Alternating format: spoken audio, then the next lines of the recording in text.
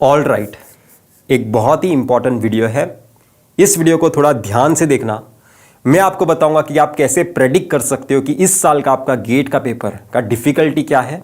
इन 65 questions में से कितने क्वेश्चंस मैं बना सकता था। एग्जाम से बाहर आके अफसोस नहीं होना चाहिए, एग्जाम में कॉन्फिडेंट फील करना है।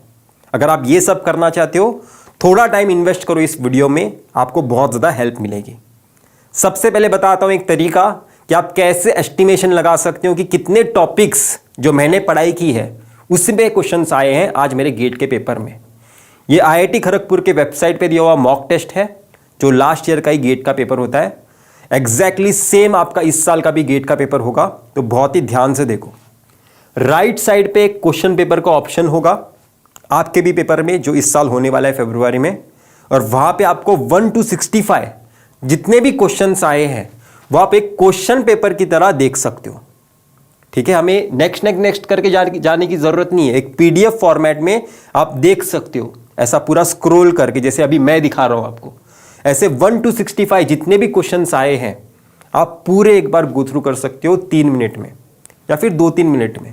तो आपने पता कर लिया इस 65 क्वेश्चंस पे बहुत सारे क्वेश्चंस जो मैं टॉपिक पे पढ़ाई किया हूं उस पे आए हैं।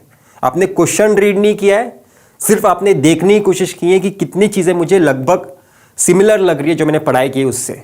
आपने खुद को एक कॉन्फिडेंस दिया है जो आपको हेल्प करेगा थ्रू आउट 3 घंटे फोकस रहने के लिए। अगर आप अनसर्टेन दिमाग से आगे जाओगे तो हमेशा कुछ ना कुछ एरर करोगे, आपका माइंड फोकस नहीं कर पाएगा। सबसे पहले हमने जाना है कि आज मेरे लिए दिन है कि नहीं। अगर आपको लग रहा है कि आज आपका ही दिन है क्योंकि आपकी टॉपिक्स में से मैक्सिमम क्वेश्चंस पूछे गए हैं, तो अभी आपको फोकस होने की ज़रूरत है। कैसे करोगे मैक्सिमम टाइम यूटिलाइज, वो मैं आज आपको बताता हूँ। कोई भी मॉक टेस्ट या फिर कोई भी गेट का पेपर 3 स्टेजेस में सॉल्व होगा। सबसे पहला स्टेज 3 स्टेजेस में सॉल्व होगा, इसका मतलब ही नहीं कि हम क्वेश्चन डिवाइड करेंगे 65 3 पार्ट में। पूरा क्वेश्चन पेपर स्कैन करो। फर्स्ट स्टेज में स्कैन करो मतलब क्वेश्चन रीड करो और सोचो, क्या है मैं क्वेश्चन डायरेक्टली फॉर्मूला से सॉल्व कर सकता हूं, क्या एक क्वेश्चन मैंने किसी वर्कबुक में देखा हुआ है, क्या मैंने क्वेश्चन किसी टेस्ट सीरीज में देखा हुआ है। यहां पे मुझे ज़्यादा लेंदी कैलकुलेशन करने की ज़रूरत नहीं है, बहुत ही मेरे लिए आसान डायरेक्ट क्वेश्चन है ये। बहुत ही कम से कम टाइम मुझे देना होगा, मुझे कुछ सोचने की ज़रूरत नहीं है, कैलकुलेशन भी ज़्यादा लेंदी नहीं है। तो वो डायरेक्ट क्वेश्चन आप स्टेज 1 में सॉल्व करोगे। आपको सबसे पहले क्या करना होगा, ये डिसीजन लेने के लिए क्वेश्चन ध्यान से पढ़ना होगा। ऐसे तैयार नहीं रहना है लिखने के लिए, ऐसे शांत होकर क्वेश्चन पढ़ना है। 3 घंटे में आपको 65 क्वेश्चंस राइट नहीं करने हैं, 3 घंटे में आपको 55 क्वेश्चंस राइट करने हैं। मैकेनिकल में थोड़े ज़्यादा करने हैं, तो समझने की कोशिश करो। सबसे पहले क्वेश्चन अगर ध्यान से पढ़ोगे तब एक अच्छा डिसीजन ले पाओगे कि ये मेरे लिए डायरेक्ट क्वेश्चन है या फिर मैंने वर्कबुक में कहीं देखा हुआ है। अगर आप क्वेश्चन ध्यान से पढ़ोगे ही नहीं तो ये स्टेज में डिवाइड करना कुछ काम का नहीं है। मैं सोच रहा हूं कि आप क्वेश्चन ध्यान से पढ़ोगे अभी से, तब आपका डिसीजन मेकिंग स्किल अच्छा होगा। तो आपको पता चल गया कि आपने कुछ क्वेश्चंस 10, 15 या फिर 20 क्वेश्चंस आपके स्टेज 1 में सॉल्व कर दिए हैं और वो राइट हो गए क्योंकि आपने डायरेक्ट फॉर्मूला बेस्ड पहले सॉल्व किया। आपका कुछ डीमोटिवेशन नहीं है क्योंकि आपने ऐसे किसी बीच में क्वेश्चन में अटके नहीं थे। अटक गए तो भी कुछ वरी नहीं है, स्किप करके आगे जाना है। और ऐसे क्वेश्चन सॉल्व करते करते आप क्वेश्चन पढ़ते पढ़ते आपने डिसीजन लिया होगा कि इन कुछ क्वेश्चंस में मुझे थोड़ा दिमाग लगाना पड़ेगा। ये मैं कॉन्फिडेंट हूं मैं कर सकता हूं, बस थोड़ा दिमाग लगाने की ज़रूरत है, थोड़ा ट्रिकी दिया हुआ है कुछ तो, और या फिर थोड़ा लेंदी है कैलकुलेशन, इसलिए आप उन क्वेश्चंस को मार्क फॉर रिव्यू डाल सकते हो। स्टेज 1 में कैसे क्वेश्चन थे, डायरेक्ट क्वेश्चन। स्टेज 2 में क्वेश्चन मार्क फॉर रिव्यू के लिए मैं कौन से रख रहा हूं, जिन्हें मैं कॉन्फिडेंट हूं, बस थोड़ा ज़्यादा टाइम देना पड़ेगा, थोड़ा ज़्यादा टाइम देना पड़ेगा स्टेज 1 के कंपैरिजन में। तो वो क्वेश्चंस आप मार्क फॉर रिव्यू डालोगे। तो जैसे आपके स्टेज 1 के क्वेश्चंस 1 to 65 स्कैन करके हो गए, तो सबसे पहले आपको वो मार्क फॉर रिव्यू वाले क्वेश्चंस सॉल्व करने हैं। और वो भी सॉल्व करते करते अगर आपके कुछ क्वेश्चंस नहीं बनते हैं या फिर जो एक्सपेक्टेड टाइम था उससे भी बहुत ज़्यादा टाइम ले रहा है और आपको लग रहा है कि आप लूप में फंस गए हो, तो बिंदास स्किप करके नेक्स्ट में जाना है। कोई वरी करने की ज़रूरत नहीं है क्योंकि 65 क्वेश्चंस हैं हमारे पास। तो स्टेज 2 के भी आपके मार्क फॉर रिव्यू के जितने भी क्वेश्चंस थे वो आपने गो थ्रू किए, उसमें से कुछ सॉल्व किए, कुछ नहीं सॉल्व कर पाए।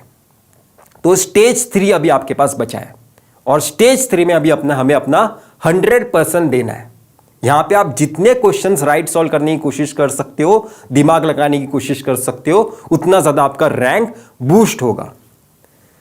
आपको स्टेज 1 और स्टेज 2 में ज्यादा से ज्यादा क्वेश्चन सॉल्व करने हैं। स्टेज 3 में आप 100% अपनी देने की कोशिश कर रहे हो।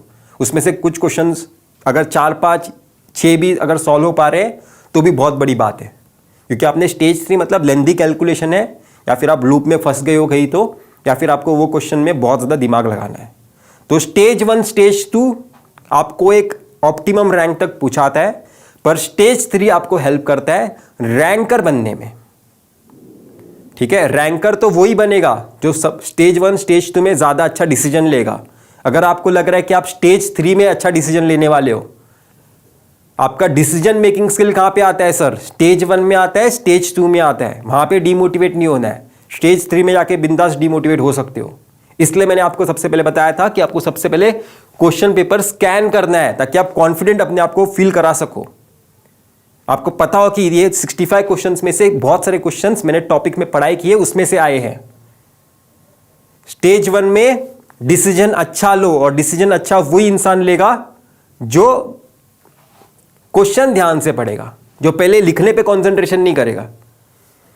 बिना क्वेश्चन पढ़े राइट आंसर निकाला ही नहीं जा सकता। सबसे पहले अपने दिमाग में फिट कर दो या फिर किसी दीवार पे चिपका दो, अगर मैं क्वेश्चन ध्यान से नहीं पढ़ूंगा मेरा आंसर राइट आ ही नहीं सकता। ये दीवार पे चिपका दो सबसे पहले, फॉर्मूलाज पे भाड़ में। तो ये एक तरीका है सर मॉक टेस्ट अटेम्प्ट करने का और डिफिकल्टी जानने का।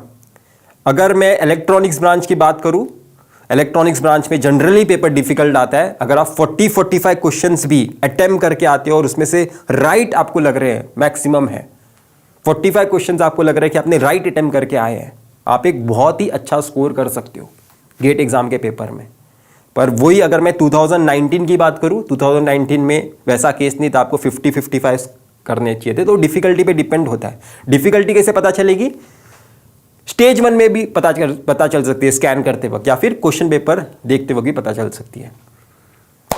तो स्टेज 1 में आपको पता चल जाएगा डिफिकल्टी पेपर का क्या है, उसके हिसाब से रिस्पॉन्ड करो। और किसी भी टॉपिक पे अटको मत, किसी भी क्वेश्चन को ज़्यादा अपने ईगो पे लो मत कि ये अच्छा, ये वाला टॉपिक तो मेरा फेवरेट है, मैं तो इसे आज सॉल्व करके ही घर जाऊंगा। हो सकता है कि उस टॉपिक को जो आपको लग रहा था कि आप उसमें उस्ताद हो, हर शेयर का कोई ना कोई सवा शेयर होता ही है, तो उसने कुछ अच्छा क्वेश्चन फ्रेम किया होगा आपके फेवरेट टॉपिक में से। तो कोई वरी करने की जरूरत नहीं है, वो क्वेश्चन किसी का भी सॉल्व होने नहीं वाला। जो आपका वीक है उसमें से हो सकता है आसान क्वेश्चन आए और वो सब लोग सॉल्व करें, पर आप सोचो कि ये मेरा वीक टॉपिक है, मैं इसे टच नहीं करूंगा, जबकि आपसे भी बन सकता था वो। तो एग्जाम से बाहर आके रिग्रेट मत करो, एग्जाम में होते हुए अच्छा डिसीजन लो, और वही इंसान अच्छा डिसीजन लेगा जो क्वेश्चन ध्यान से पढ़ेगा। तो मैं होप कर रहा हूं आपको चीजें समझ में आई होगी। तो इतना ही था इस वीडियो में, हम फिर मिलेंगे किसी वीडियो के साथ। Till then bye. और अगर आप सीएससी बैकग्राउंड से हो या फिर अगर आप सिविल बैकग्राउंड से हो, 2 वीडियोस यहाँ पे कॉर्नर पे आएंगे, तो आप दोनों वीडियोस देख सकते हो जो आपके ब्रांच के लिए सही हो। बाय।